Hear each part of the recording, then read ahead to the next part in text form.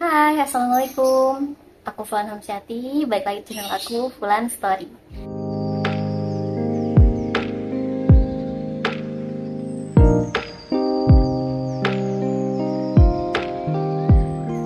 Jadi, hari ini aku mau lanjutin cerita aku yang kemarin di video aku sebelumnya, maksudnya yang aku habis operasi kelenjar. Langsung aja ya. Kalau yang belum nonton, nonton dulu, nanti baru nonton yang video ini. Untuk yang pertama, ini aku udah bikin beberapa catatan. Karena sebenarnya kemarin aku udah bikin video, tapi kayak kurang runtut gitu loh ceritanya, jadi aku bikin lagi hari ini. Yang pertama itu kan kontrol pertama. Jadi seminggu pasca operasi itu adalah kontrol pertama. Di kontrol pertama ini aku cuma dicek perbannya aja. Terus kan itu perbannya kan tebel dan gede gitu ya. Jadi waktu itu aku emang agak susah jalan, dan di seminggu pertama ini aku bener-bener bed rest karena takutnya tuh kalau gerak-gerak jadi salah gitu kan, karena aku nggak di info dokter juga harus gimana. Pas aku ketemu dokter kan jalannya agak kesusahan, kata dokter ngapain kamu jalannya begitu gitu, katanya nggak apa-apa dibikin ini aja, katanya biar nggak kaku. Terus habis itu dibukalah perban aku yang tebel itu, dan ternyata itu ada kain yang menjuntai dari dalam apa namanya ya, dalam dagingnya itu yang habis dioperasi menjuntai keluar. Katanya sih itu kayak kain kasa untuk ngeluarin cairannya, itu dilepas terus udah ganti perban gitu aja, katanya udah oke. Terus aku kan juga menanyakan gimana dok hasil lab aku setelah operasi, kata beliau belum ada, kemungkinan minggu depan. Akhirnya aku dijadwalkan untuk kontrol yang kedua. Nah untuk kontrol yang kedua ini udah pasti nggak pakai ini lagi ya, maksudnya harus pakai rujukan ke puskesmas karena aku BPJS-nya PBI APBD. Jadi waktu itu aku nanya dulu nih ke resepsionisnya gitu, ke pendaftaran, Mbak nanti gimana saya bikin rujukannya? Oh kasih ini aja, nanti pihak puskesmasnya juga tahu gitu kan. Ya udah dengan PD-nya untuk yang kontrol kedua ini, sebelum kontrol aku bikin rujukan dulu ke puskesmas, dan ternyata setelah menunggu aku nggak dapet surat rujukannya karena harus ada surat keterangan domisili, karena BPJS aku BPJS daerah yang free ya, yang PBI. Jadi harus ada surat keterangan domisili. Akhirnya aku bikin dulu. Jadi buat kalian yang sama kayak aku, BPJS-nya yang gratis dan APBD ya, kalau APBN itu free, mau di mana aja bebas pakai. Jadi itu aja, kalian harus wajib bikin dari RT aja cukup, karena waktu itu aku juga pakai yang dari RT aja udah boleh, udah dikasih rujukan. Oke, langsung ke kontrol yang kedua. Saat kontrol yang kedua, ketemulah aku dengan dokternya. Dokternya cepat waktu banget. Aku masuk, disuruh sebelum aku diperiksa, aku disuruh ambil hasil lab dulu. Dan ternyata hasilnya adalah TBC kelenjar. Terus aku kasihkan, kata dokternya, lagi-lagi TBC kayak gitu. Aku cukup kaget sih, karena sebelumnya aku nggak tahu kalau TBC itu ada yang kelenjar. Habis itu jahitan aku diperiksa sama dokternya, katanya udah oke, bagus, dan hari itu juga aku lepas jahitan. Aku dikasih info kalau ini adalah TBC kelenjar, jadi aku harus melanjutkan pengobatan minimal 6 bulan gitu. Aku juga dikasih saran supaya perbanyak mengkonsumsi protein, terutama telur. Itu harus dikonsumsi dari putih dan kuningnya, jangan putihnya aja. Setelah itu aku diresepkan untuk mengambil obat ke farmasi. Itu obat anti TB, namanya OAT ya, obat OAT ini. Ditulislah sama dokter, ya udah aku cuma ngasihin resepnya aja ke farmasi. Aku nggak dapet info lebih lanjut soal ini, aku cuman ya udah kamu minum obat, nanti sebulan sekali kontrol gitu aja. Setelah aku ambil obat, aku dikasih tahu aku minumnya 4 tablet, besar-besar banget obatnya. Nih nanti aku taruh di sini obatnya kayak apa nih ya, segede apa obatnya. Minumnya 4 tablet sekali minum, dan di pagi hari sebelum makan saat perut kosong. Oke, kita lanjut ke tahap minum obat. Saat minum obat, yang aku rasain itu mual. Sebenarnya aku sih mual udah dari pasca operasi ya, mungkin karena kandungannya itu sama-sama antibiotik. Jadi obat OAT ini, obat anti TB ini, isinya itu ada 4 macam antibiotik, dan aku nggak hafal. Aku hafalnya cuma rifampicin aja. Pokoknya nanti aku taruh sini ya Pak, aja kandungan-kandungan obatnya, kenapa jadi segede itu tuh. Kandungannya ada 4 jenis antibiotik. Oke, aku minum 4 sebelum makan. Efeknya di aku itu mual banget, badan lemes. Aku minum itu ada seminggu lebih. Terus aku mengalami fase yang bener-bener dropnya ini mungkin karena, jadi waktu itu aku ada aktivitas masak ya, kayak ada acara gitulah di tempat aku, acara teman-teman suami. Masak sih nggak terlalu berat, kayak cuma ngungkep ayam kayak gitu loh. Biasalah, seharusnya aku nggak secapek itu mungkin, tapi karena kondisi aku yang lagi konsumsi obat TB di awal ini, masih fase-fase awal, jadi bener-bener tenaga aku nggak ada. Ditambah waktu itu ponakan aku sakit, aku harus ngerawat dia kayak 3 harian. Setelah dia sembuh tuh aku drop, bener-bener yang drop. Jadi kayak radang gitu loh, yang badannya sampai yang sakit banget, panas, gitulah. Tapi ada satu yang aneh, aku tuh muntah, dan muntahnya tuh bener-bener nggak berhenti. Sampai akhirnya aku minta dibawa ke IGD. Itu aku pertama ke IGD, rumah sakit yang terdekat. Aku cuma dikasih kayak anti mual. Oke, aku pulang, aku baik-baik aja. Itu tengah malam aku ke IGD. Terus udah aku bisa tidur, nggak muntah lagi. Paginya aku minum lagi obat OAT-nya, aku minum obat yang dari rumah sakit tadi, dari IGD. Aku muntah lagi dan nggak berhenti dari pagi sampai kayak tengah hari gitulah, sampai agak sore. Akhirnya aku lemes banget, aku bilang ke suami aku udah nggak kuat, kita ke rumah sakit yang ini aja, apa namanya, rumah sakit yang tempat aku operasi. Akhirnya ke sana ditanganin. Aku feeling kalau ini tuh efek obat. Aku bilang ke dokternya, dok, saya lagi konsumsi obat TB, apakah ini pengaruh dari obat TB? Terus aku dicek organ dan lain-lain. Kata dokternya, ini bagus kok, hatinya bagus, terus apa namanya, ginjalnya bagus. Oke, lanjut aja minum obatnya, nggak apa-apa, nggak masalah. Maksud aku bukan masalah organnya, maksud aku di situ, ini obatnya kenapa jadi begini kayak gitu.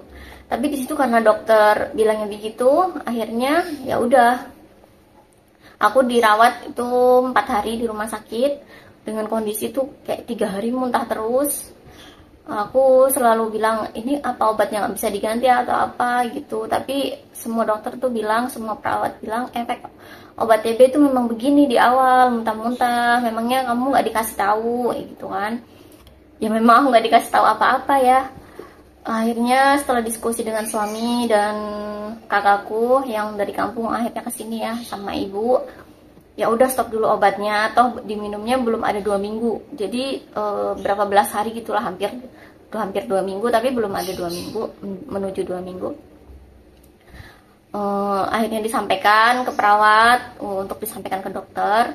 Saat itu sih kayak kepala perawatnya nggak sayang, ntar mulai lagi dong dari awal. Tapi gimana ya, daripada kondisiku begini terus, akhirnya di hari ke 3 ya menuju ke 4 itu aku nggak minum obat. Kayak dokter juga sampai menyayangkan, pas dokternya datang tuh bilang, hari ini udah nggak minum. Iya dok, kayak gitu.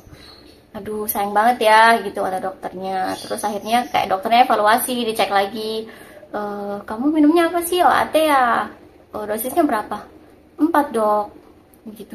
BB kamu berapa? Waktu itu BB aku udah turun ya, dari sekitar 48 itu jadi 45 kayak kalau nggak salah. Kata dokter, loh harusnya 3. Iya kan dok, suami aku juga lihat-lihat di Google, ini harusnya 3. Iya, nanti habis ini kamu minumnya 3 aja ya, kalau misal nanti udah sembuh udah minum obat lagi kayak gitu. Kayak ya Allah, kenapa baru ini sih kayak gitu, kenapa bisa salah ngasih dosis, apa aku begini itu karena efek kebanyakan dosisnya kayak gitu. Cuman ya udahlah, udah lewat, udah terjadi. Akhirnya aku dari hari berikutnya tuh udah stop minum obat, sampai akhirnya aku ikut mamaku, ikut ibuku pulang ke kampung. Aku bilang ke dokter, gimana dok, aku mau ke kampung kayak gitu. Ya nggak apa-apa, yang penting nanti minum obat lagi ya, jangan sampai 2 minggu kayak gitu. Aku bilang, iya dok, insya Allah sih ini seminggu aja sampai badan aku fit, aku bilang gitu. Aku bilang, dok ini aku perlu nggak ngurus sesuatu karena aku pindah ke kampung. Katanya ya nggak perlu, BPJS kamu kan juga BPJS daerah kayak gitu, nggak perlu kayak gitu. Udahlah, aku pulanglah ke kampung. Itu aku masih jeda kayak seminggu untuk nggak minum obat.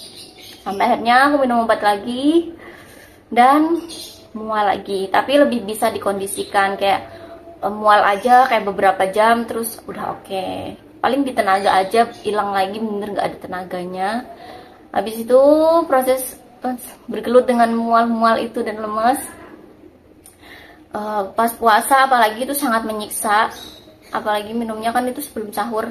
Setiap habis sahur tuh aku bener kayak nggak bisa salat subuh karena mualnya tuh luar biasa, sampai kadang aku ketiduran kayak gitu. Akhirnya aku diskusi sama suami lagi, ini gimana ya, masa aku begini terus, jadi ganggu ibadah gitu kan.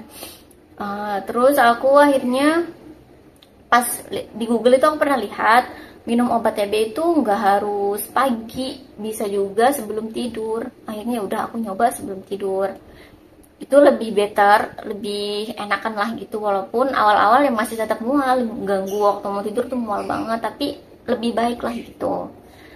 Setelah obat aku habis, aku ke puskesmas karena kan info-info dari orang-orang rumah biasanya tuh yang punya penyakit TBC ke puskesmas aja gitu, tinggal ngambil obat karena gratis. Kayak aku ke puskesmas, datang, terus aku bilang ke petugasnya kalau aku dari sekarang bikin gini-gini pindahan. Dia nanya, data kamu udah masuk belum ke program CTB?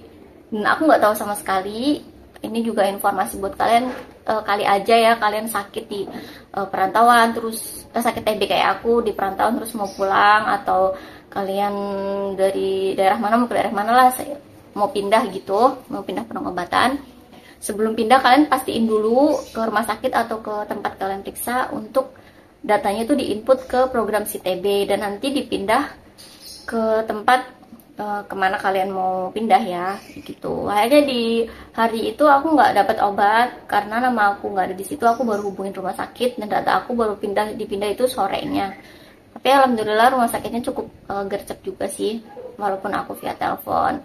Dan kata mbaknya, kenapa kemarin nggak bilang? Jadi misalkan itu harusnya bilang ke ini, maksudnya ke bagian administrasi gitu.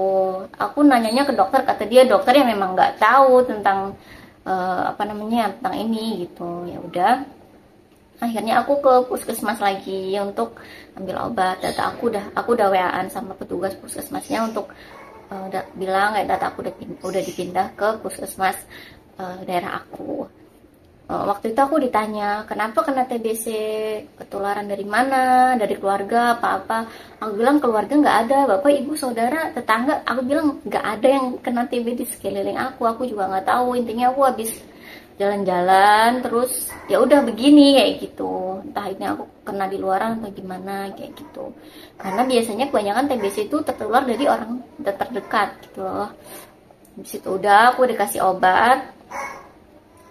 Setelah minum obat merah ini ya efeknya masih gitulah, masih sama, nggak ada yang berubah, masih yang mual. Cuman lama-lama itu efeknya udah semakin ringan, mualnya udah nggak begitu terasa, udah enak. Yang bener kata dokter sih, jadi minum obat TB itu kan ada fasenya ya, ada kayak fase intensif itu 2 bulan pertama yang minumnya tuh obat yang gede-gede ini, yang obat yang merah gede itu memang ini kalau udah ngelewatin fase itu udah oke lah, udah bisa.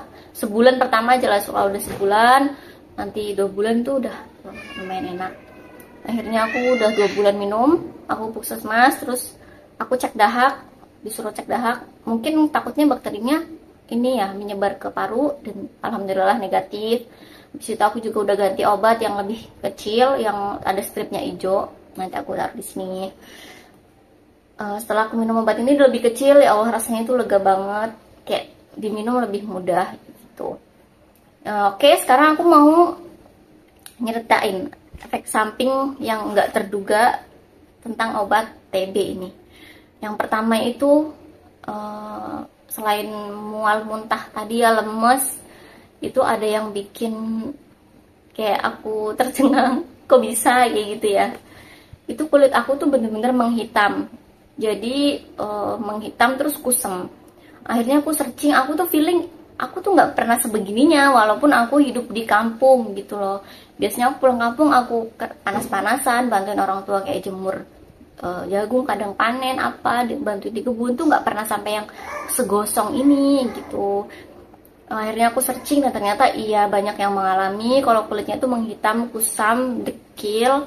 Aku juga nggak ngeh kalau nggak ada yang ngomong gitu, kayak ada tetangga yang bilang ke mbakku, katanya, ih kok ini ya Fulan sekarang kok jelek banget gitu, hitam gitu, mana jemur-jemur ini lagi jagung gitu. Aku ngaca dan astagfirullah, ternyata kok begini banget gitu ya. Karena aku nggak expect bakal ada efek samping ini di aku. Pas aku searching sih emang ini termasuk efek samping yang jarang terjadi. Jadi bukan yang kayak setiap orang ngalamin ya, tapi aku lihat lumayan banyak yang ngalamin. Akhirnya aku nyoba beli skincare kayak yang untuk mencerah-cerahkan gitulah, dan nggak ngefek. Jadi misalkan di kulit tuh bagus mungkin ya, kayak glowing, tapi glowingnya tuh glowing ya hitam gitu, glow in the dark kata aku mah. Ya aku bilang kata suamiku, sabar sabar kan, yang penting aku sebagai suami kamu nggak apa-apa gitu. Cuman kadang kayak aduh ya ampun, nggak pengen keluar rumah gitu rasanya, kayak pasti orang-orang pada ngomong gitulah. Cuman ya udahlah, sabar aja. Dan fase ini tuh membaik menurut aku tuh setelah ganti obat yang stripnya hijau itu bener-bener perlahan itu kulit aku kembali, walaupun ya nggak yang jadi inilah, maksudnya jadi sewajarnya aku biasanya gitu, kembali ke kulit aku yang sewajarnya kayak gitu.